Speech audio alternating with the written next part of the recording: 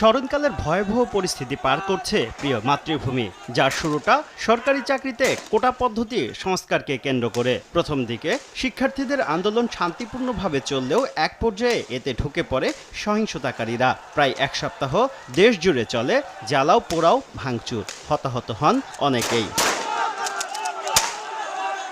সংঘাতময় দিনগুলোতে বেছে বেছে হামলা চালানো হয় বিভিন্ন সরকারি স্থাপনায়। জ্বলে পুড়ে অঙ্গার হয় মহাখালীর সেতু ভবন, রাষ্ট্রীয় television BTV, metro rail, elevated expressway সহ আরও কিছু প্রতিষ্ঠান।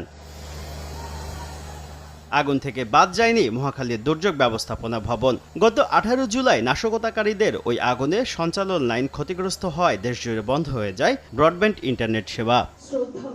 শনিবার সজীব অজেদ জয়ের জন্মদিন উপলক্ষে আয়োজিত অনুষ্ঠানে টেলিযোগাযোগ প্রতিমন্ত্রী জানালেন, গেল 18 জুলাই বিভিন্ন স্থাপনায় হামলার জন্য 1 লাখ নতুন সিম কার্ডধারী বিভিন্ন স্থান থেকে ঢাকায় প্রবেশ করে। সেদিন বিকেল 3টা থেকে রাত 9টা পর্যন্ত চালানো হয় ধ্বংস। 50,000 থেকে 1 লক্ষ নতুন সিম কার্ডের আবির্ভাব ঘটে।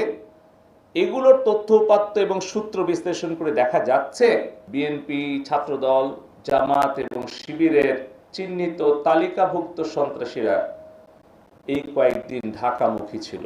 প্রতিমন্ত্রী দাবি করেন, সরকার ইন্টারনেট বন্ধ করেনি, সঞ্চালন লাইন ক্ষতিগ্রস্ত হয়, ব্রডব্যান্ড সেবা সচল রাখা সম্ভব হয়নি। অথচ এ বিষয়টি নিয়ে বিদেশে বসে অপপ্রচার চলছে। আন্তর্জাতিক পর্যায়ে বিএনপি, জামাত তারা অপপ্রচার করছে। সরকার ইন্টারনেট বন্ধ করে দিয়েছে। আমরা ইন্টারনেট সারা দেশে বন্ধ করিনি। ইন্টারনেট বন্ধ হয়ে গিয়েছিল অধিকাংশ জায়গায় যখন এই ডেটা সেন্টার 3টা নন ফাংশনাল হয়েছে।